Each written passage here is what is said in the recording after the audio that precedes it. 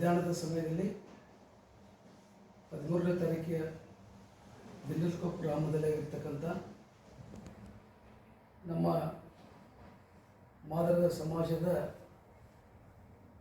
ಸಹೋದರರು ಹಾಗೂ ಆಗಿರ್ತಕ್ಕಂಥ ಯಾರೇ ತಾಯಂದಿರೇ ಆಗಿರ್ಬೋದು ಅವರಿಗಾಗಿರ್ತಕ್ಕಂಥ ಅನ್ಯಾಯನ ಖಂಡಿಸುವಂಥ ಕೆಲಸವನ್ನು ಸಮಾಜದ ಮುಖ್ಯವಾಗಿ ನಾವು ಇವತ್ತಿನ ದಿವಸ ಎಲ್ಲ ಸಮಾಜದ ಬಾಂಧವರು ಇವತ್ತಿನ ದಿವಸ ಈ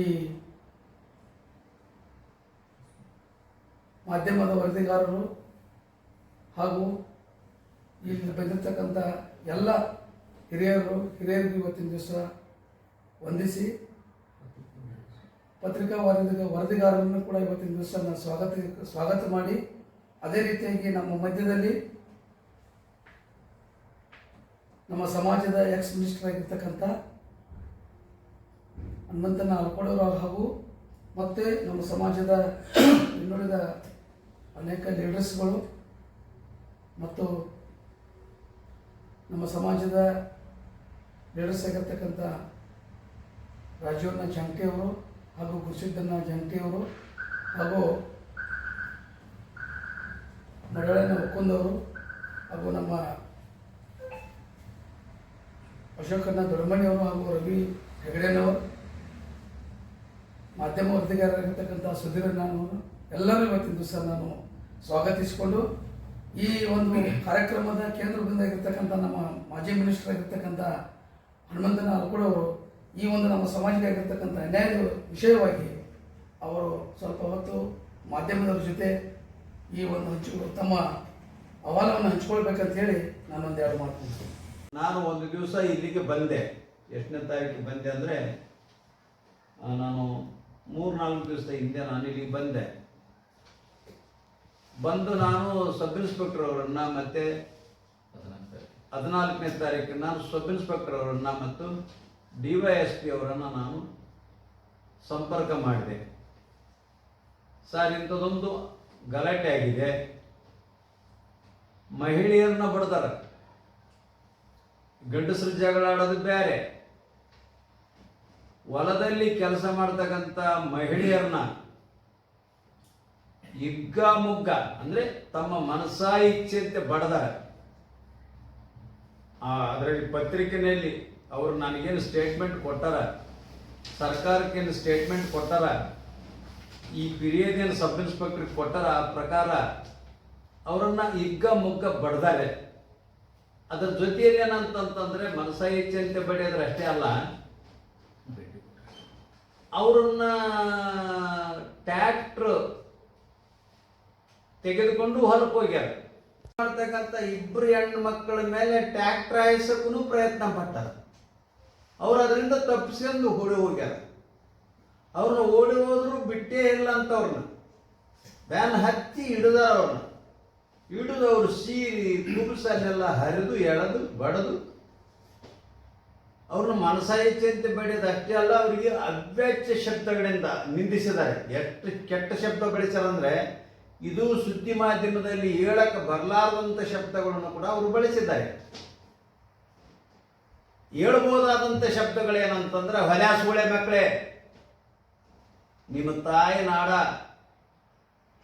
ನಿಮ್ಮನ್ನ ಬೆಳತನ ಸುಡ್ತಿ ಮೇಲೆ ಸೂಳೆ ಮಕ್ಕಳು, ಯಾವ ಸೂಳೆ ಮಗ ಬಂದು ನಿಮ್ಮನ್ನು ರಕ್ಷಣೆ ಮಾಡ್ತಾನ,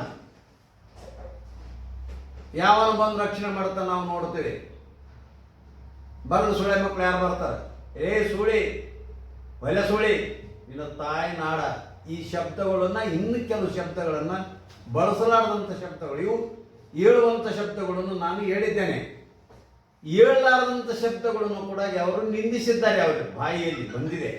ಮುಖಾಂತರ ಅವ್ರನ್ನ ಬಡಿಯುವ ಮುಖಾಂತರ ಅವರಲ್ಲಿ ಹೇಳಕ್, ಮತ್ತೆ ಅಲ್ಲಿ ಯಾರೋ ಒಬ್ರು ಪುಣ್ಯವಂತರು, ಯಾರೋ ಮನುಷ್ಯತ್ವ ಇರ್ತಕ್ಕಂಥ ಒಬ್ಬ ಮನುಷ್ಯ ಪೊಲೀಸ್ ಸ್ಟೇಷನ್ಗೆ ಫೋನ್ ಮಾಡಿದ್ದಾನೆ. ಅಲ್ಲಿರ್ತಕ್ಕಂಥ ಸಬ್ ಇನ್ಸ್ಪೆಕ್ಟರ್ ಹೊಲಕ್ಕೆ ಹೋಗಿದ್ದಾರೆ. ಅವರು ಇಲ್ಲಿರ್ತಕ್ಕಂಥ ಸಬ್ ಇನ್ಸ್ಪೆಕ್ಟರ್ ಹೊಲಕ್ಕೆ ಹೋಗಿ ಆ ಜನ ಬಂದಿತ್ತಲ್ಲ, ಆ ದೊಡ್ಡ ಸಂಖ್ಯೆ, ಆ ಜನನ್ನೆಲ್ಲ ಹಿಮ್ಮಟ್ಟಿಸಿ ಈ ಹೆಣ್ಮಕ್ಕಳನ್ನ ಇಲ್ಲಿ ಕರ್ಕೊಂಬಂದಾರ.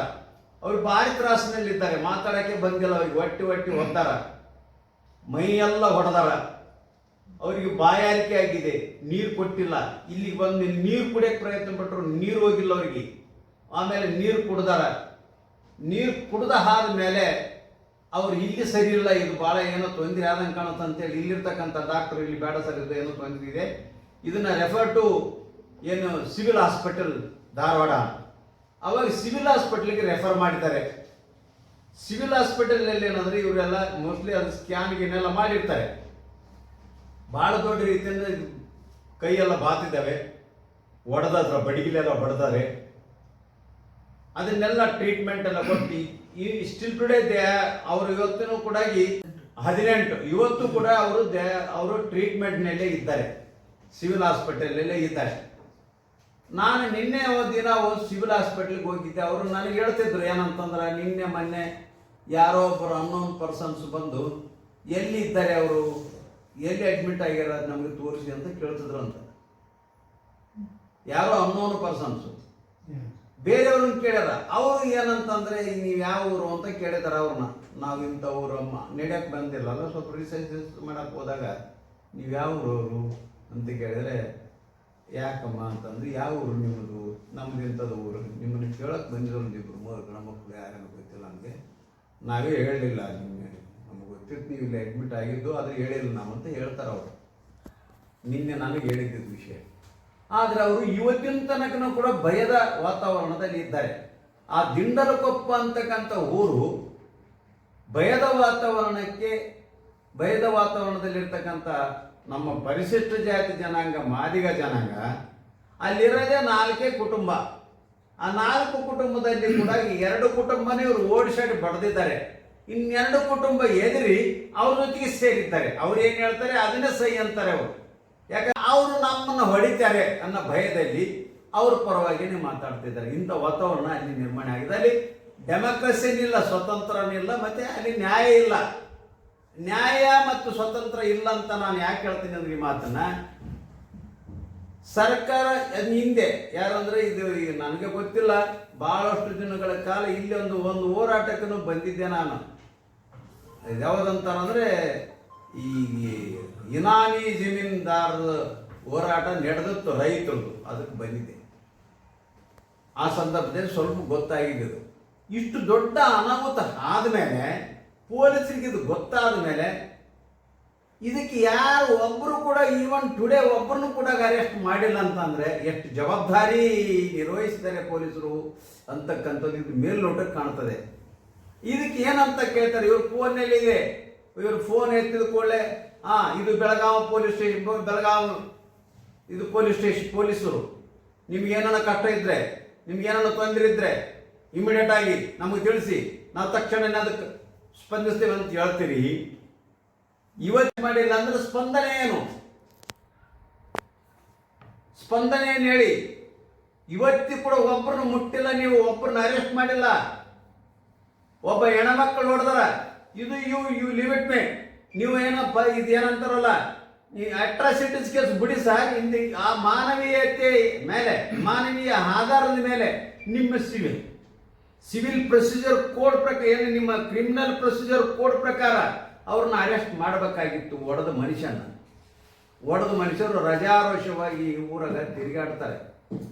ಮತ್ತೆ ನಿಮ್ಮ ಕಾನೂನು ಹೇಳ್ತದೆ, ಯಾವುದಾದ್ರೂ ನಿಮ್ಮ ದಲಿತರ ಯಾರಾದ್ರೂ ಬಡದಿದ್ರೆ ಅದನ್ನ ಏನಾದ್ರೂ ಸಾಕ್ಷಿಗಳನ್ನ ಹೊಡಿತಿದ್ರೆ ಸಾಕ್ಷಿ ಹೇಳದಂತೆ ಮಾಡ್ತಕ್ಕಂಥದ್ದಾಗಿದ್ರು ಕೂಡ ಅದು ಅಪರಾಧ ಅಂತಾನೆ ಹೇಳ್ತೀರಿ.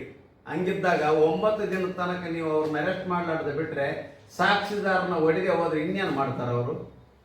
ಸಾಕ್ಷಿದಾರನ ಎದುರಿಸದೆ ಹೋದ್ರೆ ಇನ್ನೇನು ಮಾಡ್ತಾರೆ ಅವರು? ಇದು ಪೊಲೀಸರ ಎಷ್ಟು ಕಾಳಜಿದೆ ನೋಡಿ. ನಾನು ಇದಕ್ಕೆ ಸಂಬಂಧಪಟ್ಟಂತೆ ನಾನು ಜಿಲ್ಲಾ ಪೊಲೀಸ್ ವರಿಷ್ಠಾಧಿಕಾರಿಗಳನ್ನ ಭೇಟಿ ಮಾಡಕ್ಕೆ ಹೋಗಿದ್ದೆ. ಜಿಲ್ಲಾ ಪೊಲೀಸ್ ವರಿಷ್ಠ ಅಧಿಕಾರಿಗಳವರು ಎಲ್ಲಿ ಹೋಗಿದ್ರು ಅಂತ ಕೇಳಿದ್ರೆ, ಆ ಬಾಗಲಕೋಟೆಯಲ್ಲಿ ಏನು ಕಬ್ಬು ಏನು ಬೆಂಕಿ ಹತ್ತಿ ಉರಿತಿತ್ತು, ಅದರ ರಕ್ಷಣೆಗಾಗಿ ಮತ್ತೆ ಅದರ ಕಾರ್ಯಕ್ರಮ ನಿರ್ವಹಣೆಗಾಗಿ ಮತ್ತೆ ಅದರ ಆ ಜವಾಬ್ದಾರಿಯನ್ನು ನಿರ್ವಹಿಸೋದಕ್ಕೆ ಅವರು SP ಅವರು ಹೋಗಿದ್ರು. ಅಡಿಷನಲ್ SP ಅವರು ಇದ್ರು, ಅವ್ರನ್ನ ಭೇಟಿ ಮಾಡಿದೆ. ಅವರು ಕನಿಷ್ಠ ನಾನು ಒಬ್ಬ ಎಕ್ಸ್-ಮಿನಿಸ್ಟರ್ ಅಂತ ನೋಡೋದು ಬಿಡಿ, ಸಾಮಾನ್ಯ ಮನುಷ್ಯನ ಅಂತ ತರ ನೋಡಕ್ಕೆ ಆಗಲಿಲ್ಲ ಅವರು ನನ್ನಿಂದ. ಅವ್ರು ಎಷ್ಟು ಕಮಿಟ್ಮೆಂಟ್ ಅದಾರ ಅಂದ್ರೆ ನಿಮ್ಗೆ ಗೊತ್ತಿರಲಿ. ಇದು ಚೆನ್ನಾಗಿ ಗೊತ್ತವರು ಯಾವುದಂತ ಕೇಳಿದ್ರೆ ಇದು ದಿಂಡಲ್ಕೊಪ್ಪ ಗ್ರಾಮದ ಬಗ್ಗೆ ಅವ್ರಿಗೆ ಚೆನ್ನಾಗಿ ಗೊತ್ತು. ನನಗೆ ಓದ್ ಕೂಡಲೇ ಹೇಳಿದ್ರು ಅವರು, ಹೌದ್ರಿ ನನಗೆ ಹೌದ್ರಿ, ನಾನು ಮೊದಲೇ ಹೇಳಿದೆ, ನಾನು ಯಾವ ಪಾಪ ಏನು ಬರೆದಾರ ಅದನ್ನು ಹೇಳಿದ್ದೆ ಓದಿ. ಏನಂತ ಹೇಳಿದ್ನಿ ಅಂದರೆ ಇದರಲ್ಲಿ ಏನು ತಪ್ಪಾಗಿದೆ ಬರೆದಿದ್ದಾರೆ ಅಂದರೆ ಅವ್ರಿಗೆ ಏನು ನಡೆದದ್ದು ಅದು ಬರೆದಾರ ಅವರು. ಆ ಡೇಟ್ ಹಾಕಿಲ್ಲ ಅನ್ನೋದು ಒಂದೇ ತಪ್ಪಿದ್ರಲ್ಲಿ. ಯಾವ ಡೇಟ್ಗೆ ಆಗ್ಯದಂತ, ಡೇಟ್ ಯಾವಾಗ ಆಗಿದೆ ಅಂತಕ್ಕಂಥದ್ದು ಒಂದು ಬಿಟ್ಟರೆ ಇದೆಲ್ಲ ಕರೆಕ್ಟಾಗಿ ಆಗಿದೆ ಸರ್. ಇದು ಡೇಟ್ ತಪ್ಪಾಗಿದೆ, ಡೇಟ್ ಹಾಕಿಲ್ಲ ಅನ್ನೋ ಕಾರಣಕ್ಕಾಗಿ ಅವರು ಇದು ಏನು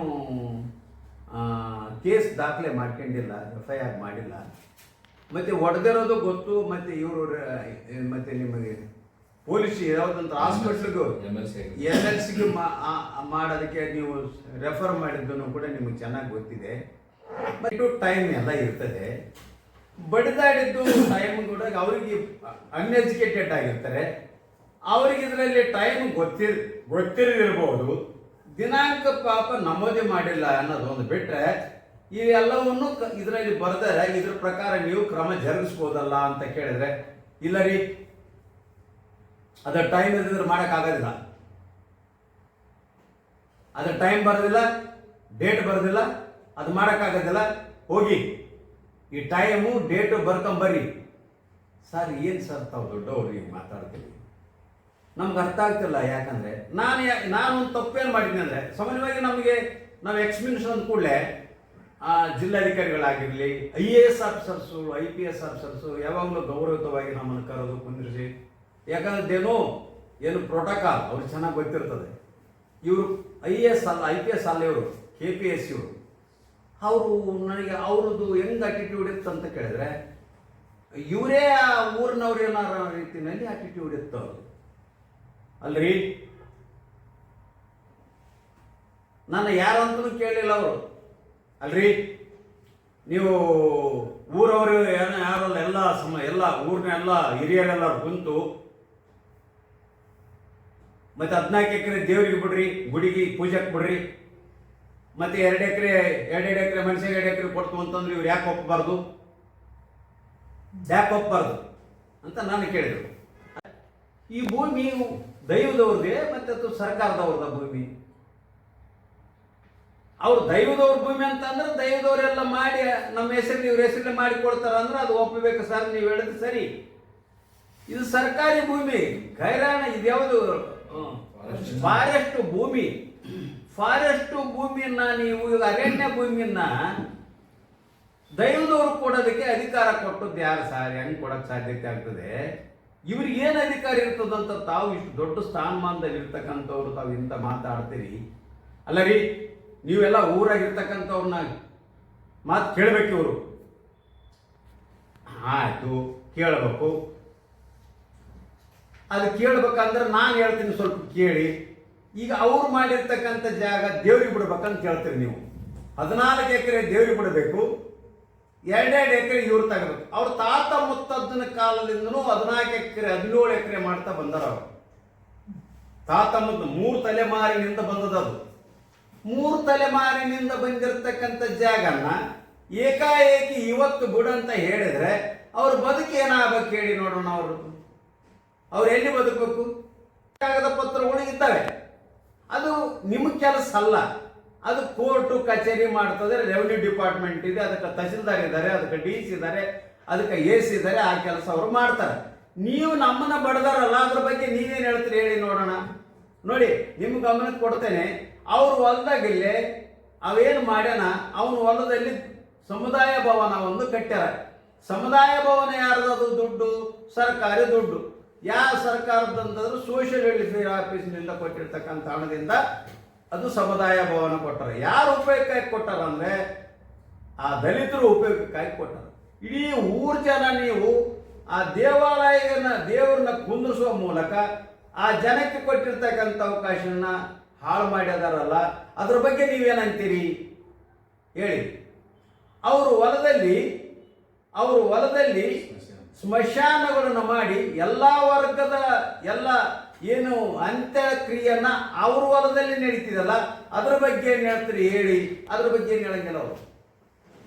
ಅದ್ರ ಜೊತೆಯಲ್ಲೇ ಅವ ಏನಾನ ವೀರಭದ್ರಪ್ಪನ ಮನೆ ಮುಂದೆ ಅವನ ಜಾಗದಲ್ಲಿ ಅನಧಿಕೃತವಾಗಿ ಒಂದು ಹೋಟೆಲ್ ವಿತ್ ಏನೇನು ಶರೆ ಪರೆ ಅದನ್ನು ಮಾಡುವ ಮೂಲಕ 10-11 ಗಂಟೆ ತನಕ ತೆಗೆದು ಅವನ ಹೆಂಡತಿ ಮಕ್ಕಳನ್ನ ನಿದ್ದಿಗಡಿಸ್ತಾರ. ಆ ಮನೆಗೆ ಇಬ್ಬರು ಹುಡುಗಿಯರು ವಿದ್ಯಾವಂತರು ಅದಾರ, PUC ಓದ್ತಾರೆ. ಅಲ್ಲೇನಾದ್ರೂ ಬರೇ ಅವ್ಯಾಚ್ಯ ಶಬ್ದಗಳಿಂದನೇ ಮಾತಾಡ್ತಾರೆ ಅಂತಕ್ಕಂಥದ್ದು ನಾನು ತಿಳ್ಕೊಂಡಿದ್ದೀನಿ. ಇದು ಪತ್ರಗಳ ಮುಖಾಂತರ, ಅವ್ರ ಹೇಳಿಕೆಗಳ ಮುಖಾಂತರ. ಹೀಗಾದಾಗ ಇದು ತಪ್ಪಲ್ಲೇನಂತ ಕೇಳಿದ್ರೆ ಇದ್ರ ಬಗ್ಗೆ ಮಾತಾಡಂಗಿಲ್ಲ ಅವರು. ಎಡಿಷನಲ್ SP ಅವರು ಇದ್ರ ಬಗ್ಗೆ ತಪ್ಪಂತ ಹೇಳಂಗಿಲ್ಲ, ಇದನ್ನೇ ಹೇಳ್ತಾರ ಅವರು. ಈ ಡೇಟ್ ಯಾಕೆ ತಪ್ಪಾಗಿದೆ ಅಂತ. ಸ್ವಾಮಿ, ಇದೇ ಒಂದು ದೊಡ್ಡ ಇಶ್ಯೂ ಇದು. ಇದೇನು ದೊಡ್ಡ ಇಶ್ಯೂವ? ಇದೊಂದು ದೊಡ್ಡ ಪ್ರಕರಣ ಇದು. ನನ್ನಂತವನು, ನಾನೊಬ್ಬ ಸಾಮಾನ್ಯ ಮನುಷ್ಯನಾಗೆ ಬಂದಿದ್ದೀನಿ. ನನಗೊಂದು ಟವಲ್ ಹಾಕಿದ್ದೆ ಹೆಗಲಿನಾಗೆ. ನಾನು ಏನು ತಿಳ್ಕೊಂಡಾರೆ ಏನು ಗೊತ್ತಿಲ್ಲ. ಅವನು ದನಕಾಯವನು ಅಂತ ತಿಳ್ಕೊಂಡ್ರೆ ಏನು ಗೊತ್ತಿಲ್ಲ. ನಾನು ಕೂಡ ಹೇಳ್ಕೊಂಡಿಲ್ಲ. ಏನಂತಂದ್ರೆ ನಾನು XMLA ಅಂತ. ನಮ್ಮ ಹುಡುಗರು ಹೇಳಿದ್ರು, ಸರ್ ಇವ್ರು ex-minister ಅಂತ ಹೇಳಿ. ಅದಾಗ ಅವ್ರೇನು ಕೇಳಲಿಲ್ಲ. ex-minister ಅಂದ್ರೆ ಕೇಳಿದ್ರು. ನಾನು ಗೊತ್ತಿದ್ದೀರಿ ನನ್ನ ex-minister. ಅವ್ರು ಹೇಳಿದ ಕೂಡಲೇ ನಾನು ಒಂದು ಫೋನ್ ಮಾಡಿದ್ದೀನಿ, DYSP ಕೇಳಿದ್ದೀನಿ. DYSP ಹೋಗಿದ್ದಾರೆ, ಸ್ಪಾಟ್ಗೆ ಹೋಗಿದ್ದಾರೆ. ನಾನು ಹೇಳಿದ್ದೀನಿ, ನಾನು ಫೋನ್ ಮಾಡಿ ಹೇಳಿದ್ಮೇಲೆ ಅಲ್ಲಿ ಯಾರು ಹೊಡಿಸ್ಕೊಂಡು ಹಾಸ್ಪಿಟ್ಲಲ್ಲಿ ಅಡ್ಮಿಟ್ ಮಾಡ್ಯಾರಲ್ಲ ಅವರಲ್ಲಿ ಒಂದು ಸ್ಟೇಟ್ಮೆಂಟ್ ತೊಗೊಳ್ರಿ ಅಂತ ಹೇಳಿದ್ದೀನಿ. ಅವರು ಸ್ಟೇಟ್ಮೆಂಟ್ ಕೊಡೋಕೆ ಹೋದಾಗ ಅವ್ರ ಸ್ಟೇಟ್ಮೆಂಟ್ ಏನಂತ ಹೇಳ್ತಾರೆ ಅಂತಂದರೆ, ನಮ್ಮ ಹಿರಿಯರು ಬಂದ ಮೇಲೆ ನಾವು ಸ್ಟೇಟ್ಮೆಂಟ್ ಕೊಡ್ತೀವಿ, ನೀವು ಯಾರು ಏನೋ ನಮ್ಗೆ ಗೊತ್ತಿಲ್ಲ. ಎಸ್, ನೀವು ಡ್ರೆಸ್ಸಿನ ಮೇಲೆ ಹೋಗಿದ್ರೆ ನೀವು ಪೊಲೀಸರಿದ್ದೀರಿ ಅಂತ ನಿಮಗೆ ಏನಾರು ಹೇಳ್ಬೋದು. ಯಾರು ಬಂದು ಏನಾರ ಕೇಳಕ್ಕೆ ಹೋದ್ರೆ ಏನಂಗೆ ಹೇಳಕ್ಕೆ ಸಾಧ್ಯತೆ ಅದು ಒಂದೇ ದೊಡ್ಡ ತಪ್ಪೇನು? ನಮ್ಮ ಯಜಮಾನ್ರನ್ನ ಕೇಳಿ ಹೇಳ್ತು ಅಂತ ಹೇಳಿರ್ಬೋದು. ಇದೊಂದು ದೊಡ್ಡ ತಪ್ಪೇನು? ಇದನ್ನೇ ಒಂದು ದೊಡ್ಡ ಪ್ರಕರಣನಾಗಿ ಮಾಡಿ ಇವತ್ತು ಕೂಡ ಅವ್ರ ಪ್ರೊಟೆಕ್ಷನ್ ಮಾಡಿ ಅವ್ರನ್ನ ರಕ್ಷಣೆ ಮಾಡ್ತಾ ಇಲ್ಲ. ಇವತ್ತು ಕೂಡ ಅವ್ರ ರಕ್ಷಣೆಗೆ ಹೋಗಿಲ್ಲ. ಅಲ್ಲಿ ಎಲ್ಲಿಗೆ ಆ ಊರಿಗೆ ಹೋಗಿಲ್ಲ ಪೊಲೀಸ್ನವರು. ನೀವೆಂತ ದಲಿತರ ರಕ್ಷಣೆ ಮಾಡ್ತೀರಿ? ನೀವೆಂಗೆ ಶೋಷಿತರನ್ನ ರಕ್ಷಣೆ ಮಾಡ್ತೀರಿ? ಮತ್ತೆ ನೀವು ಕಾನೂನು ಬಾಹಿರವಾಗಿ ನಡೆಸ್ತಕ್ಕಂಥ ಹೋಟೆಲನ್ನು ನೀವು ಬಂದ್ ಮಾಡ ಅಂತ ಹೇಳೋದು ಅವ್ರದ್ದು ತಪ್ಪೇನು? ಅವ್ರ ಜಾಗದಲ್ಲಿ ಹೋಟೆಲ್ ನಡೆಸ್ತಕ್ಕಂಥದ್ದನ್ನ ಸರಿ ತೆಗೆಸ್ರ ಅಂತ ಹೇಳೋದು ತಪ್ಪೇನು? ನಿಮ್ಮ ಜಾಗದಲ್ಲಿ ನಾವು ಯಾವ್ದಾದ್ರು ಹೋಟೆಲ್ ಮಾಡ್ತಿದ್ರೆ ಸುಮ್ಮನಿರ್ತೀರೇನು? ಒಂದೊಂದು ಊರಾಗಿರ್ತಕ್ಕಂಥ ಪ್ರತಿಯೊಬ್ಬ ಮನುಷ್ಯ 150 ಎಕರೆ ಜಮೀನು ಮಾಡ್ಯಾರಲ್ಲ, ಅವ್ರ ಹೊಲಗಳಲ್ಲಿ ಯಾಕೆ ಇವ್ರಿ ಹಣಗಳನ್ನು ಮುಚ್ಚಂಗಿಲ್ಲ? ದಲಿತರ ಹೊಲದಲ್ಲೇ ಯಾಕೆ ಹಣ ಮುಚ್ತೀರಿ? ದಲಿತ ಹೊಲದಲ್ಲಿ ಯಾಕೆ ಗುಡಿ ಕಟ್ತೀರಿ? ದಲಿತ ಹೊಲದಲ್ಲಿ ಯಾಕೆ ದೇವಾಲಯಗಳನ್ನು ಮಾಡ್ತೀರಿ? ದಲಿತರ ಸಮುದಾಯ ಭವನದಲ್ಲಿ ಯಾಕೆ ದೇವಾಲಯಗಳಲ್ಲಿ ದೇವರು ಕುಂದಿಸ್ತೀರಿ? ಇವೆಲ್ಲ ಸರಿ ಅಂತ ಹೇಳ್ತೀರಿ ನೀವು ಪೊಲೀಸ್ನವರು. ಇದು ತಪ್ಪಲ್ಲೇನು ಪೊಲೀಸ್ನವ್ರದ್ದು? ಇದು ಜನ ಮಾಡೋ ತಪ್ಪಲ್ಲೇನು? ಇದಕ್ಕೆ ಯಾವ ಕ್ರಮ ಇಲ್ಲ ಪೊಲೀಸ್ನವರಿಂದ? ಕ್ರಮ ಇಲ್ಲ, ಇದು ಯಾವ ತನಿಖೆ ಇಲ್ಲ. ಇದು ಬಹಳ ನೋವು ಅನಿಸ್ತದೆ ನಮ್ಮ ಮನಸ್ಸಿಗೆ. ಸ್ವತಂತ್ರ ಸಿಕ್ಕ 79 ವರ್ಷದಲ್ಲಿ ಇಂಥ ಘಟನೆಯನ್ನು ನಾನು ನೋಡೇ ಇಲ್ಲ. ನಾನು MLC ಕೆಲಸ ಮಾಡಿದ್ದೇನೆ. 1980ರಲ್ಲಿ ದಲಿತ ಸಂಘರ್ಷ ಸಮಿತಿ ಕೆಲಸ ಮಾಡಿದ್ದೇನೆ. ನಾನು ಆ ದಿನದಲ್ಲಿ ಮನುಷ್ಯನಾಗೆ ಕಾಣದೇ ಇರತಕ್ಕಂಥ ದಿನಮಾನಗಳಲ್ಲಿ ಕೂಡ ಇಂಥ ಸ್ಥಿತಿ ನೋಡೇ ಇಲ್ಲ. ನಾನು ಬೆಳಗಾವಿನಲ್ಲಿರ್ತಕ್ಕಂಥ ಇಂಥ ಪೊಲೀಸ್ ಆಡಳಿತ ನಾನು ಎಂದೂ ನೋಡೇ ಇಲ್ಲ. ನಾನು ಇಷ್ಟು ಬೇಜವಾಬ್ದಾರಿ ಥರದ್ದು ಆಡಳಿತ ನಾನು ಎಲ್ಲಿ ನೋಡಲೇ ಇಲ್ಲ. ನಾನು ಹೇಗೆ ಈಗ ಮಾಡಿದರೆ ಮಾನ್ಯ ಮುಖ್ಯಮಂತ್ರಿಗಳು ಇವ್ರನ್ನೆಲ್ಲರ ನಾವು ದಲಿತರ ಇದು ಕರ್ನಾಟಕ ರಾಜ್ಯದಲ್ಲಿ ನಾವು ದಲಿತರ ರಕ್ಷಣೆ ಮಾಡ್ತೀವಿ ಅಂತ ಹೇಳ್ತೀರಿ, ಬಸವಣ್ಣವ್ರ ತತ್ವ ಹೇಳ್ತೀರಿ.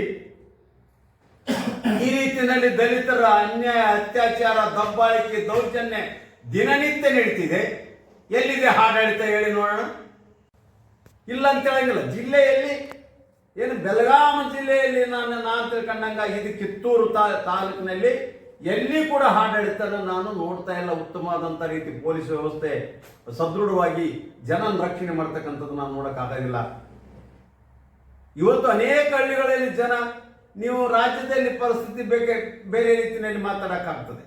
ಇಲ್ಲಿ ಈ ಸ್ಥಿತಿಗಳು ತಗೊಂಡ್ರೆ ನನ್ನಂತ ನಾಲ್ಕೋಡನ್ ಮಂತಪ್ಪನಂತ ಒಬ್ಬ ಮಾಜಿ ಜನಪ್ರತಿನಿಧಿ ಹೋದ್ರೆ ನೀವು ಸೌಜನ್ಯತೆಗಾಗಿ ಒಂದು ಒಳ್ಳೆ ಮಾತುಗಳಾಡ್ತಕ್ಕಂಥದ್ದು ನಿಮ್ಮ ಪೊಲೀಸ್ ಸ್ಟೇಷನ್ನಲ್ಲಿ ಇದ್ರೆ, ಪೊಲೀಸ್ ಸ್ಟೇಷನ್ನೇ ಇಲ್ಲಿ ಇಂಥ ಭಯದ ವಾತಾವರಣ ಇದ್ರೆ, ಇನ್ನು ಸಾಮಾನ್ಯ ಜನ ನಿಮ್ಮಲ್ಲಿ ಧೈರ್ಯವಾಗಿ ಬಂದು ನಿಮ್ಮಲ್ಲಿ ಏನು ಕಂಪ್ಲೇಂಟ್ ಆದರೂ ಕೊಡದೆ ಹಾಗೆ, ಫಿರ್ಯಾದಿ ಆದರೂ ಕೊಡದೆ ಹಾಗೆ, ನನ್ನಂಥವ್ರಿಗೆ ಭಯದ ವಾತಾವರಣ ನಾನು ಖಂಡಿತ ನಿಮ್ಮಲ್ಲಿ ಅಡಿಷನಲ್ ಎಸ್ ಪಿ ಅವರಲ್ಲಿ ಅಂತ ಆದ್ಮೇಲೆ ನಾನು ಇನ್ನು ಸಾಮಾನ್ಯ ಜನ ಅಡಿಷನಲ್ ಎಸ್ ಪಿ ಅಂತವ್ರನ್ನ ಭೇಟಿ ಮಾಡಕ್ಕೆ ಸಾಧ್ಯತೆ ಆಗ್ತದೆ. ನನಗೆ ಉಸಿರುಗಟ್ಟುವ ವಾತಾವರಣ ನಿರ್ಮಾಣ ಆದಾಗ ಸಾಮಾನ್ಯ ಜನರದ್ದು ಏನಾಗ್ತದೆ ಹೇಳಿ ನೋಡೋಣ. ಕೊನೆಗೆ ನಾನು ಮತ್ತೆ ಜಿಲ್ಲಾಧಿಕಾರಿಗಳ ಹತ್ರ ಹೋದೆ. ರಾತ್ರಿ ಎಷ್ಟಾಗಿತ್ತು ಅವಾಗ, ಯಾರು ಹೋದೆ ನಾನು. ಅಲ್ಲಿ ಒಬ್ಬ ಅಧಿಕಾರಿ ಇದ್ರು, ಅವರಿಗೆ ಲೆಟರ್ ಕೊಟ್ಟೆ, ಮಾನ್ಯ ಜಿಲ್ಲಾಧಿಕಾರಿಗಳಿಗೆ ಇದನ್ನು ತಲುಪಿಸಿ ಅಂತ ಹೇಳಿ ಇದ್ರ ಮೇಲೆ ಒಂದು ಡೇಟ್ ಹಾಕ್ಕೊಂಡು ಕೊಟ್ಟು ಬಂದೆ. ಸರ್ ನಾವು ಬಂದಿವಿ, ಆದರೆ ಅಡಿಷನಲ್ ಎಸ್ ಪಿ ಸಾಹೇಬ್ರ ಹತ್ರ ಸ್ವಲ್ಪ ಲೇಟ್ ಆಯಿತು, ಇದು ಬರೋದಕ್ಕೆ ನಿಮ್ಮ ಹತ್ರ ಲೇಟ್ ಆಗಿದೆ, ಅದಕ್ಕೆ ಇದ್ರ ತನಕ ಡಿ ಸಿ ಅವ್ರು ಇದ್ರು ಅಂತಕ್ಕಂಥದ್ದು ಕೇಳಿದ್ದೆ, ಅದು ನೀವು ಹೋಗ್ಯಾರ ಅಂತ ಕೇಳ್ತೀವಿ, ಪರವಾಗಿಲ್ಲ, ನಾಳೆ ಇದನ್ನು ತಲುಪಿಸಿ ಅಂತೇಳಿ ಕೊಟ್ಟು ನಾನು ಮತ್ತೆ ಇಲ್ಲಿಗೆ ಒಳ್ಳೆ ನಾನು ಬರೋಕ್ಕೆ ಸಾಧ್ಯತೆ ಆಯಿತು. ಇಷ್ಟು ಅಧೋಗತಿಯಲ್ಲಿ ಆ ಜಿಲ್ಲಾ ಆಡಳಿತ, ಇಷ್ಟು ಅಧೋಗತಿಯಲ್ಲಿ ಪೊಲೀಸ್ ಆಡಳಿತ ಇದ್ದರೆ ಇನ್ಹಂಗೆ ಜನಸಾಮಾನ್ಯರು ಬದುಕಕ್ಕೆ ಸಾಧ್ಯತೆ ಆಗ್ತದೆ ಹೇಳಿ ನೋಡೋಣ. ಇಲ್ಲಿ ಜನಸಾಮಾನ್ಯರು ಬದುಕಕ್ಕಾಗ್ತದ, ದಲಿತರು ಬದುಕಕ್ಕಾಗ್ತದ? ಇಂಥ ಬೇಜವಾಬ್ದಾರಿ ಆಡಳಿತ ಮಾಡ್ತದ ಪೊಲೀಸ್ ಡಿಪಾರ್ಟ್ಮೆಂಟ್. ನಿಮ್ಗೆ ಹೇಳ್ತೀನಿ, ಒಂದು ದಿನ ತಗೊಂಡಾರ, ಒಂದು ದಿನ ಅದಕ್ಕೆ ಏಟಂದ್ರೆ ಇಲ್ಲಿ ಸುತ್ತಾಕ್ತಾರ. ಒಂದು ದಿವಸ ಕಂಪ್ಲೇಂಟ್ ಮಾಡ್ಕೊಳೋದಕ್ಕೆ ಇದು ಲೆಟರ್ ಕೊಟ್ಟು ಒಂದು ದಿವಸ ಅಲ್ಲ, 2 ದಿವಸದ ತನಕ ಕಂಪ್ಲೇಂಟ್, ಇದು ಲೆಟರ್ ಕೊಟ್ಟಾರೆ 2 ದಿವಸದ ತನಕ ಕಂಪ್ಲೇಂಟ್ ಆಗಿಲ್ಲ.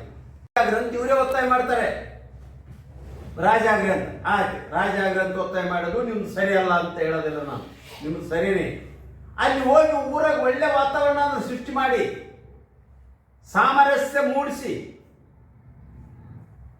ಸಹೋದರತ್ವ ಭಾತೃತ್ವವನ್ನು ಬೆಳೆಸಿ, ಅಲ್ಲಿ ಹೋಗಿ ಶಾಂತಿ ಸಭೆನಾದ್ರೂ ಮಾಡಿ. ಅದನ್ನು ಮಾಡಲಿಲ್ಲ. ನೀವು ರಾಜಿ ಮಾಡಕ್ಕೆ ಓಡಾಡ್ತೀರಿ. ಈ ಕೆಲಸ ಮಾಡ್ಬೇಕಾ ನೀವು? ಅದಕ್ಕೆ ನಾನು ಪೊಲೀಸ್ ಆಡಳಿತ ಹಿಂಗಾದಂತ ನನಗೆ ಗೊತ್ತಿಲ್ಲ. ನಾನು ಬೆಳಗಾಂ ಜಿಲ್ಲೆಯಲ್ಲಿ ವಿಶೇಷವಾಗಿ, ಯಾಕಂದ್ರೆ ಇಲ್ಲಿರ್ತಕ್ಕಂಥವ್ರು ಒಬ್ಬರು ನಮ್ಮ ಸಹೋದರರೇ ಇನ್ಚಾರ್ಜ್ ಮಿನಿಸ್ಟ್ರು, ಇನ್ನೊಬ್ಬರು ಮಿನಿಸ್ಟ್ರು, 2 ಜನ ಮಂತ್ರಿಗಳು ಇದ್ದೀರಿ. ಇಲ್ಲಿ ಇಷ್ಟು ದುರಾಡಳಿತ ಇಲ್ಲಿರೋದು. ದಲಿತರ ಇಷ್ಟು ಹೀನಾಯ ಸ್ಥಿತಿನಲ್ಲಿ ದಲಿತರು ನಾಯಿನರಿಗಳಂಗೆ ಬದುಕಬೇಕ, ನಾಯಿನರಿಗಳಂಗೆ ಭಿಕ್ಷೆ ಕೇಳಬೇಕ ನ್ಯಾಯ? ಇಲ್ಲಿ ದಲಿತರು ಹರಿಜನರು ನಾಯಿನರಿಗಳಂತೆ ಬಾಳ್ಬೇಕ? ನ್ಯಾಯ ಕೇಳಕ್ ಹೋದವ್ರ ಮೇಲೆ ಕೇಸ್ ಹಾಕ್ಬೇಕ? ಅವನಿಂದ ಹೋದವ್ರ ಮೇಲೆ ಕೇಸ್ ಹಾಕ್ಬೇಕ? ಅವನಿಗೆ ಸಪೋರ್ಟ್ ಮಾಡಿದವರಿಂದ ಹೋದ್ರೆ ಕೇಸ್ ಹಾಕ್ಬೇಕ? ಯಾವ ನ್ಯಾಯ ಇದು? ಇದು ಯಾವ ಪೊಲೀಸ್? ಇದಕ್ಕೆ ಯಾರು ಅಂತಾರ? ರಕ್ಷಣೆ ಇಲಾಖೆ ಅಂತ. ನಾನು ರಕ್ಷಣೆ ಇಲಾಖೆ ಅಂತ ಹೇಳಕ್ಕೆ ಅನ್ನೋದಕ್ಕೆ ನನ್ನ ಮನಸ್ಸಿಗೆ ನೋವು ಆಗ್ತದೆ. ನಾನು ಎಸ್ ಪಿ ಸಾಹೇಬ್ರನ್ನ ಭೇಟಿ ಮಾಡಲಿಲ್ಲ, ನಾನು DYSP ಅವ್ರನ್ನ ಭೇಟಿ ಮಾಡಕ್ಕೆ ಹೋಗಿದ್ದೆ. ನಾನು ಹೋಗೋಕ್ಕೆ ಅವ್ರು ಈ ಕಡೆ ಬಂದ್ಬಿಟ್ಟಿದ್ರು. ಸರ್ ನಾನು ಅಲ್ಲಿಗೆ ಬರ್ತೀನಿ, ಬೈಲೋ ಹೊಂದಲಿಕ್ಕೆ ಬರ್ತೀನಿ, ನಾನು ನಿಮ್ಮನ್ನು ಭೇಟಿಯಾಗಿ ಮಾತಾಡ್ಬೇಕಂದಾಗ ಅವ್ರು ನೋಡಿ ಇಲ್ಲಿಗೆ ಮತ್ತೆ ಬೆಳಗ್ಗೆ ಇದಕ್ಕೆ ಅವ್ರ ಕಿತ್ತೂರಿಗೆ ಬಂದ್ರು. ದೇಶವ್ರನ್ನ ಕಂಡು ಮಾತಾಡಿ ಬರೋಣ, ಯಾಕಂದ್ರೆ ಅವರು ಉಪವಿಭಾಗ ಮಟ್ಟದ ಏನು ಆಯುಕ್ತರಾಗಿರೋದ್ರಿಂದ, ಅಧಿಕಾರಿಗಳಾಗಿರೋದ್ರಿಂದ ಅವರಿಗೂ ಭೇಟಿಯಾಗಿ ಬರೋಣ ಅಂತ ಹೋದ್ರೆ ಅವರು ಬೆಳಗಾಂಗೆ ಹೋಗಿದ್ದಾರೆ, DC ಮೀಟಿಂಗ್ ಕರೆದಾರೆ, ಅಲ್ಲಿ ಹೋಗ್ಯಾರ ಅಂತ ಹೇಳಿದ್ರೆ ಅವ್ರಿಗೂ ಒಂದು ಪತ್ರ ಕೂಡ ಸಲ್ಲಿಸಿ ಇಲ್ಲಿಗೆ ಬಂದಿವಿ.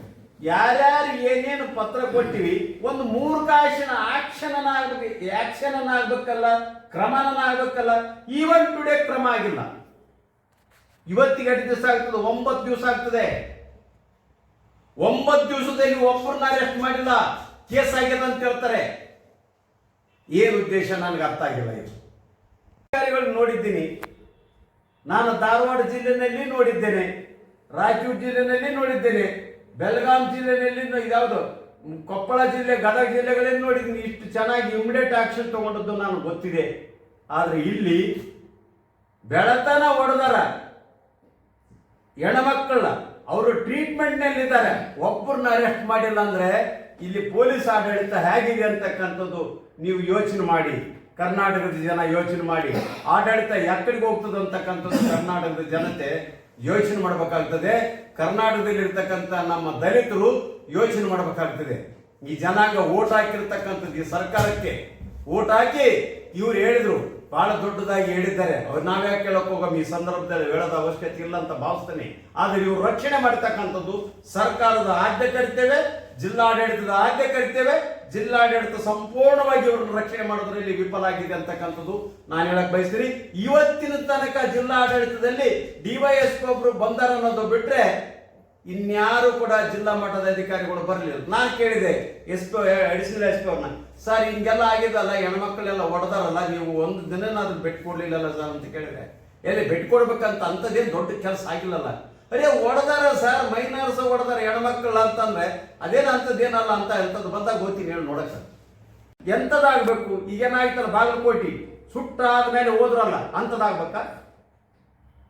ಸುಟ್ಟಾದ್ಮೇಲೆ ಹೋದ್ರಿ ಅಲ್ಲ, ನೀವು ಹೋಗಿದ್ದೇನು ಫಲ ಆಯ್ತೇನೆ? ಯಾರನ್ನ ಹಿಡಿದಿರಿ?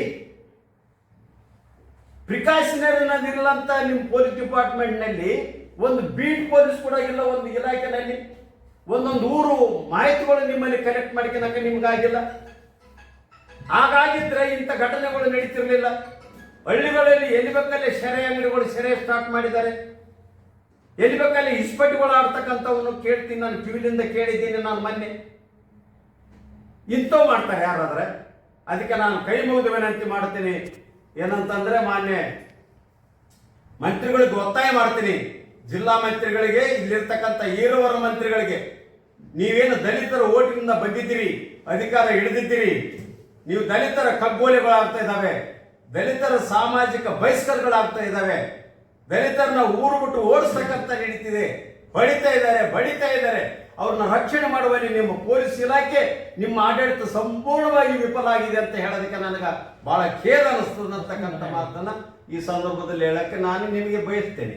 ಬಹಳ ಸೀರಿಯಸ್ ಆಗಿ ತೆಗೆದುಕೊಳ್ಳದೆ ಹೋದ್ರೆ ನಾವು ಪ್ರತಿ ಜಿಲ್ಲೆಯಲ್ಲಿ ಇದ್ರ ಪ್ರತಿಭಟನೆ ಮಾಡ್ತಕ್ಕಂಥದ್ದು, ಪ್ರೆಸ್ ಸ್ಟೇಟ್ಮೆಂಟ್ ಮಾಡ್ತಕ್ಕಂಥದ್ದು ಅನಿವಾರ್ಯವಾಗಿ ನಮ್ಮ ಸಂಘದಿಂದ ನಾವು ಮಾಡ್ತೇವೆ.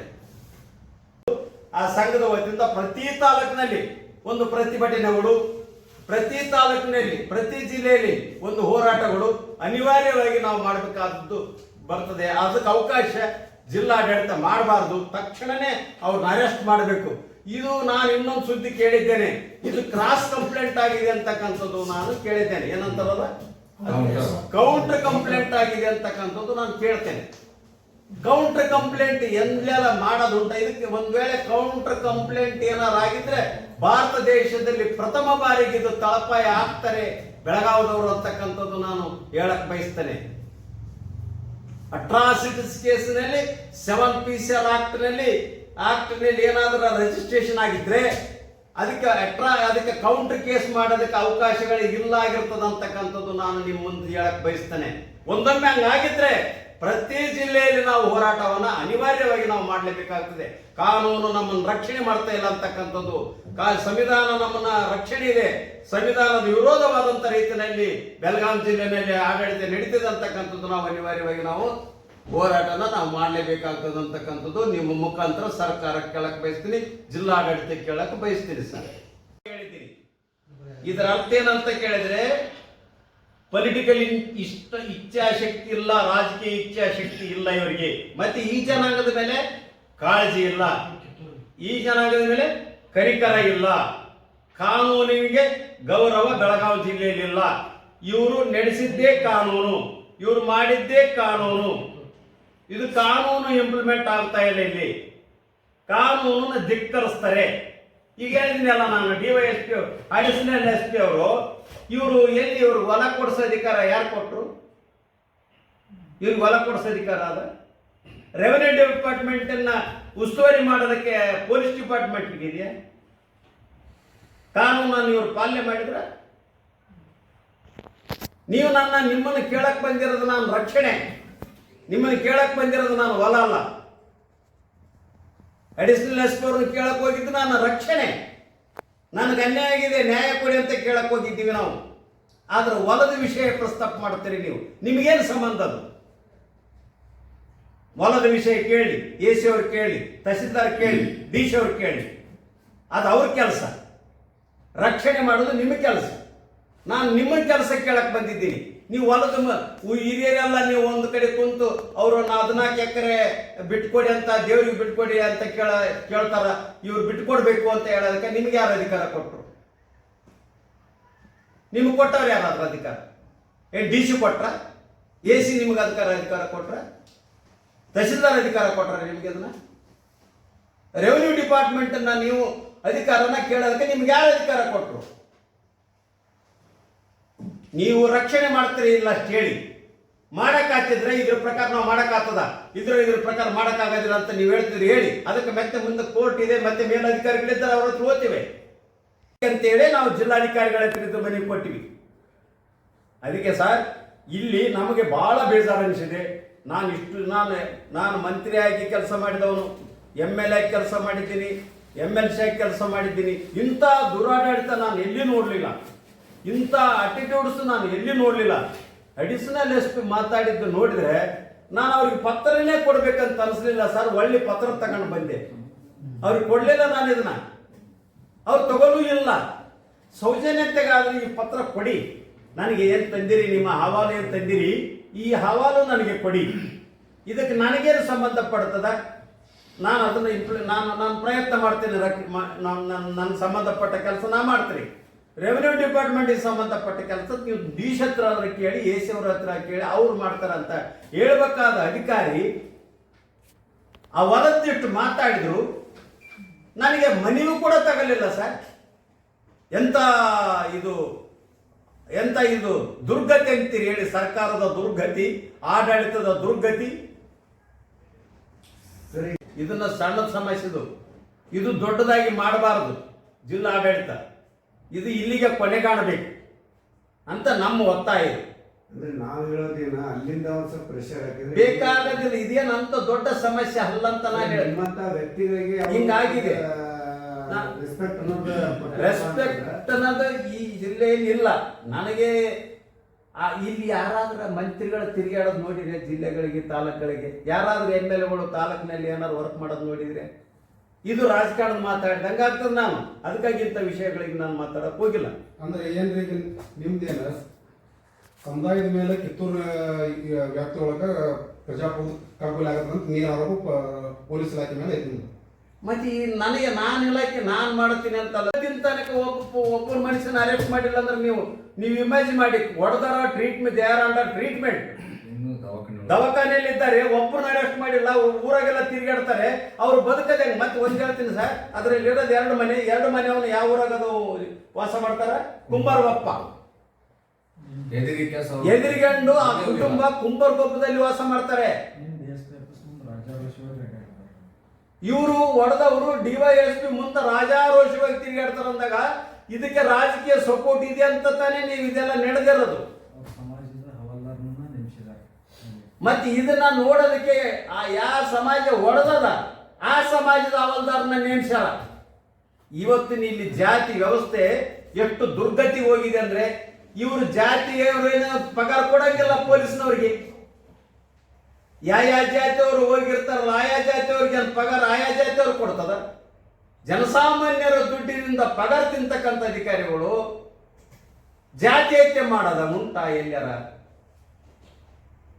ಸರ್ಕಾರ ಸ್ವತಂತ್ರ ಸಿಕ್ಕಿ 79 ವರ್ಷ, 80 ವರ್ಷ, 79, 90, 79 ವರ್ಷ ಆಯ್ತು. ಇವತ್ತಿನ ತನಕ ಇಂಥ ದುರಾಡಳಿತ ನಾವು ನೋಡ್ಲೇ ಇಲ್ಲ ಸರ್. ಅರೆಸ್ಟ್ ಮಾಡಿ ಅಂತ ಹೇಳಿದ್ರೆ ಈ ಎರಡು ಪಾರ್ಟಿ ಸೇರಿನ ಅರೆಸ್ಟ್ ಮಾಡ್ಕೊಂಡು ಅಂತ ಹೇಳ್ತಾರೆ. ಅದೇ ನೋಡಿ ಹೆಂಗದ. ಈಗ ಅಟ್ರಾಸಿಟೀಸ್ ಇರ್ತಕ್ಕಂಥವ್ರದ್ದು ಕೇಸ್ ಮಾಡ್ಕೊಂಡಾರ ಅಂತ ಕಾಣಿಸ್ತದ. ಬಹುಶಃ ಅದಕ್ಕೂ ಕೇಸ್ ಮಾಡ್ಯಾರ, ಇವರು ಕೇಸ್ ಮಾಡ್ಯಾರ, ಹೊಡಿಸ್ಕೊಂಡವ್ರು, ಹೊಡೆದವರು ಕೇಸ್ ಮಾಡ್ಯಾರ, ಅದನ್ನು ತಗೊಂಡಾರ ಇವರು. ಅದು ತಗೊಲಿ, ನಾವಂತ ಜಿಲ್ಲೆಯಾದ್ಯಂತ ಹೋರಾಟ ಮಾಡ್ತೇವೆ ಇನ್ಮೇಲೆ. ಇದು ಏನಂದ್ರೆ ಲಾ ಅಂಡ್ ಆರ್ಡರ್ ಕ್ರಿಯೇಟ್ ಆದ್ರೆ ಇದಕ್ಕೆ ಪೊಲೀಸ್ ಇಲಾಖೆನೇ ಹೊಣೆ. ಇದಕ್ಕೆ ಪೊಲೀಸ್ ಇಲಾಖೆನೇ ಹೊಣೆ ಅಂತ ಹೇಳಿ ನಾವು ಹೇಳೋದಕ್ಕೆ ಬಯಸ್ತೀವಿ ಸರ್. ರವಿ ತಿರುಗು, ಈರವ್ವ ರವಿ ತಿರುಗು, ಸಿದ್ದಪ್ಪ ಬಾಕಪ್ಪ ಬಗನಾಳಕರ, ನಾಗರತ್ನ ಫಕೀರಪ್ಪ ಕುರುಬರ, ಹವಳೆವ್ವ ಬಾಪು ನಾಯ್ಕರ, ಶಾಂತಪ್ಪ ನಾಯ್ಕರ, ನಿಂಗಪ್ಪ ರಾಮಪ್ಪ ಅಂಕಲ್ಗಿ ಬಸವಂತಪ್ಪ ಬಾಪು ನಾಯ್ಕ, ಬಾಗಪ್ಪ ಬಗಳಾಳ್ಕರ ಇವರೆಲ್ಲರೂ ನಮ್ಮನ್ನು ಬೆನ್ನೆತ್ತಿ ಬಡದ ಅಂತ ಹೇಳ್ತಾರೆ. ವೀರಭದ್ರಪ್ಪ ಮಾದರ, ಯಲ್ಲಪ್ಪ ಹನುಮಂತಪ್ಪ ಮಾದರ, ವೀರಭದ್ರಪ್ಪ ಕರೆಯಪ್ಪ ಮಾದರ, ಹನುಮಂತಪ್ಪ ಕರೆಯಪ್ಪ ಮಾದರ ಅಂತೇಳಿ ರಾತ್ರಿ 8-9 ಕೇಸ್ ಮಾಡ್ತಾ ಇಲ್ಲ. ಅದಕ್ಕೆ ನಾವು ಸ್ವತಃ ನಾವು ಬಂದು ವಿಚಾರ ಮಾಡಿದಾಗ ಅವ್ರಿಗೆ ಇಷ್ಟೆಲ್ಲ ಅನ್ಯಾಯ ಆಗೈತೆ ಅಂದಾಗ ನಾವು ಜಮೀನು ಕೊಡೋದು ಸರ್ಕಾರ ಐತಿ, ಕಾನೂನು ಐತಿ, ಅದ್ರ ಪ್ರಕಾರ ಮಾಡ್ತೇವೆ. ಈ ಹೊಡೆದಾರಲ್ಲ ಅವರು ನೀವು ಅರೆಸ್ಟ್ ಮಾಡ್ರಿ ಅಂತ ಹೇಳಿದಾಗ ಇಲ್ಲಿವರೆಗೂ ಪೊಲೀಸ್ನವರು ಅವ್ರ ಮೇಲೆ ಯಾವುದೇ ಕ್ರಮ ತಗೊಂಡಿಲ್ಲ. ಇಲ್ಲಿವರೆಗೂ ಅವ್ರು ರಾಜಾರೇಶ್ವರ ಊರಾಗ ಇಡತಾರ. ಭಯಭೀತರಾಗ್ಯಾರ ನಮ್ಮ ಸಮಾಜ. ಭಯಭೀತರಾಗಿ ಅಲ್ಲಿ ಇನ್ನೂ ಊರಿಗೆ ಹೋಗಿಲ್ಲ ನಮ್ಮ ಸಮಾಜ. ನಾವು ಪೊಲೀಸ್ ಇಲಾಖೆಯನ್ನು ಕೇಳ್ಕೊಂಡಿವಿ, ಅವ್ರಿಗೆ ನೀವು ರಕ್ಷಣೆ ಕೊಡ್ರಿ, ಅವ್ರ ಒಂದು ಗಾಡಿ ನಿಂದಿಸ್ರಿ, ಇಲ್ಲಿ ಅವ್ರ ರಕ್ಷಣೆ ನಿಂದಿಸಿ ಅಂತ ಹೇಳಿದಾಗ ಇಲ್ಲಿವರೆಗೆ ಅವ್ರನ್ನ ಯಾವುದೇ ರೀತಿಯಾದಂಥ ಒಂದು ಗಾಡಿ ನಿಂದಿಸಿಲ್ಲ, ಏನು ಮಾಡಿಸಿಲ್ಲ. ಅದಕ್ಕೆ ಭಯಭೀತರಾಗಿ ಇನ್ನೂ ಊರಿಗೆ ಹೋಗಿಲ್ಲ ಊರಾಗಿಲ್ಲ ಅವರು ಅವ್ರು ಕುಂಬಾರಗೊಪ್ಪದಾಗ ಅದಾರ. ಹಾಂ, ಅದಕ್ಕೆ ನಾವು ಇಷ್ಟೇ ಕೇಳ್ಬೋದು, ಈ ಜಿಲ್ಲೆ ಒಳಗೆ ಈ ತಾಲೂಕಿನೊಳಗೆ ನಮ್ಮ ಜನಾಂಗಕ್ಕೆ ಕಾನೂನು ರಕ್ಷಣೆ ಇಲ್ಲ. ಅದಕ್ಕಾಗಿ ನಾವೇನೈತಲ್ಲ, ನಾವು ಮಾನ್ಯ SP ಸಾಹೇಬ್ರನ್ನ, ಮಾನ್ಯ ಜಿಲ್ಲಾಧಿಕಾರಿ ಕೇಳ್ಕೋದೇನಂತಂದ್ರೆ ನಮ್ಮ ಜನಾಂಗಕ್ಕೆ ರಕ್ಷಣೆ ಕೊಡ್ರಿ. ನಮ್ಮ ಜನಾಂಗಕ್ಕೆ ಏನೈತಲ್ಲ ಅಲ್ಲಿರ್ತಕ್ಕಂಥ ಅಲ್ಲೇನೈತ ಸೋಷಿಯಲ್ ಬೈಕಾಟ್ ಮಾಡಿದಾರಂತ ಅವ್ರಿಗೆ ನಮ್ಗೆ ಗೊತ್ತಾಗಿದೆ. ಅವ್ರಿಗೆ ಅಂಗಡಿಗೆ ಏನು ದಿನಸಿ ಕೊಡೋಂಗಿಲ್ಲ, ಉದ್ಯೋಗ ಕರೆಯೋಂಗಿಲ್ಲ, ಇಂಥವೆಲ್ಲ ಸೋಷಿಯಲ್ ಬೈಕಾಟ್ ಆದಾಗ ಜಿಲ್ಲಾಡಳಿತ ಇನ್ನೂ ಕಣ್ಣು ಮುಚ್ಕೊಂಡು ಕೂತಿದೆ. ಅದಕ್ಕೆ ನಾವು ಮುಂದಿನ ದಿನಮಾನಗಳಲ್ಲಿ ನಾವು ಅವ್ರ ಮೇಲೆ ಏನಾದ್ರು ಕ್ರಮ ಆಗದೆ ಹೋದ್ರೆ ನಾವು ಕಿತ್ತೂರಿನಲ್ಲಿ ದೊಡ್ಡ ಪ್ರಮಾಣದ ನಾವು ಚಳವಳಿ ಮಾಡ್ತೇವೆ ಅನ್ನುವಂಥ ಮಾತನ್ನ ಈ ಸಂದರ್ಭದಲ್ಲಿ ಇವತ್ತಿನ ದಿವಸ ಒಬ್ಬ DYSP ಅವರು ಅಡಿಷನಲ್ SP ಅವ್ರ ಕಡೆ ಹೋಗಿ ಇಂಥ ಒಂದು ಪ್ರಕರಣ ಆಗೈತಿ, ಅವರಿಗೆ ನ್ಯಾಯ ಕೊಡಿಸೋದು ಕೇಳಿದಾಗ ಅವ್ರು ಯಾರು ಏನು ಅನ್ನೋದ ಅವ್ರಿಗೆ ಗೊತ್ತಿಲ್ಲ ಅಂಥವ್ರನ್ನ ಒಂದು ಸಗಟವಾಗಿ ತಳ್ಳಿ ಹಾಕುವಂಥ ಕೆಲಸ ಮಾಡ್ತಾರಂತಂದ್ರೆ ಇನ್ನು ಜನಸಾಮಾನ್ಯರಾಗಿರ್ತಕ್ಕಂಥ ನಿಮ್ಮಂಥವ್ರದ ಪರಿಸ್ಥಿತಿ ಏನಾಗ್ಬೋದು? ಇದಕ್ಕೆ ನಾವು ಪೊಲೀಸ್ ರಕ್ಷಣೆ ಕೊಡ್ತಕ್ಕಂಥವ್ರಿಗೆ ನಾವು ರಕ್ಷಣೆ ಕೊಡೋ ಅಂತ ಕೇಳಕ್ ಹೋದಾಗ ಅವರ ನಮ್ಮ ರಕ್ಷಣೆ ಕೊಡೋರೇ ಈ ರೀತಿಯಾಗಿ ನಮಗೆ ಮಾತಾಡ್ತಾರಂದ್ರೆ ಇನ್ನು ನಾವು ಯಾರ ಹತ್ರ ಹೋಗ್ಬೇಕು? ನಮ್ಗೆ ಯಾರಿಂದ ನ್ಯಾಯ ಸಿಗ್ಬೇಕು? ಅದಕ್ಕೆ ಮಾನ್ಯ ಗೃಹ ಮಂತ್ರಿಗಳಿಗೆ ಒತ್ತಾಯ ಮಾಡ್ತೀವಿ ನಾವು.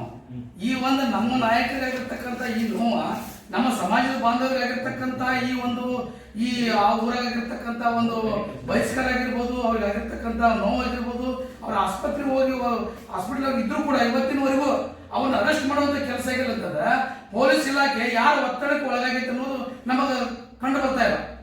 ಅದಕ್ಕೆ ಈ ಕ್ಷಣದಿಂದ ಈಗಲೇ ಕೂಡಲೇ ಅವ್ರನ್ನ ಅರೆಸ್ಟ್ ಮಾಡಬೇಕು. ಇಲ್ಲ ಅಂತಂದ್ರೆ ನಾವು ಕಿತ್ತೂರು ತಾಲೂಕಿನೊಳಗ ಬೃಹತ್ತವಾಗಿರ್ತಕ್ಕಂಥ ಹೋರಾಟ ಮಾಡಕ ಈ ದಿನವನ್ನು ತೀರ್ಮಾನ ಮಾಡ್ತೀವಿ ನಾವು. ಅದಕ್ಕಿಂತಲೂ ಮೊದಲ ಇದಕ್ಕೆ ಕೌಂಟರ್ ಕೇಸ್ ಅಂತ ಏನಾದ್ರು ಅಕಸ್ಮಾತ್ ಆಗಿದ್ರೆ ನಾವು ಸುಮ್ಮನೆ ಕೂತ್ಕೊಳ್ಳಂಗಿಲ್ಲ. ನಾವು ಈ ರಾಜ್ಯದಂತ ಎಲ್ಲಾ ಜಿಲ್ಲೆ ಒಳಗಾಗಿರ್ಬೋದು, ಅದಕ್ಕಿಂತ ಮೊದಲು ಕಿತ್ತೂರಲ್ಲಿ ದೊಡ್ಡ ಬೃಹತ್ ಪ್ರತಿಭಟನೆ ಮಾಡ್ತೀವಿ ಅನ್ನತಕ್ಕಂಥ ಒಂದು ಎಚ್ಚರಿಕೆ ಸಂದೇಶನ ಪೊಲೀಸ್ ಡಿಪಾರ್ಟ್ಮೆಂಟ್ಗೂ ಆಗಿರ್ಬೋದು, ಇಲ್ಲಿ ಇರ್ತಕ್ಕಂಥ ಎಲ್ಲ ಸಮಾಜದ ನಾಯಕರು ಏನದಲ್ಲ ಈ ರಾಜ್ಯದ ಈ ಗೃಹ ಮಂತ್ರಿಗಳು ಆಗಿರ್ಬೋದು, ಇವತ್ತಿನ ದಿವಸ ನಮ್ಮ ಭಾಗದ ಶಾಸಕರು ಇವತ್ತಿನ ದಿವಸ ಇದ್ರ ಬಗ್ಗೆ ಗಮನ ಕೊಡಬೇಕು. ಇದಕ್ಕೆ ಏನಾಗೈತೆ ಅನ್ನೋದ್ರ ಸೂಕ್ತವಾಗಿ ಪರಿಶೀಲನೆ ಮಾಡ್ಬೇಕಂತ ದಯವಿಟ್ಟು ಕೈ ಮುಗಿದು ಕೇಳ್ಕೊತೀವಿ.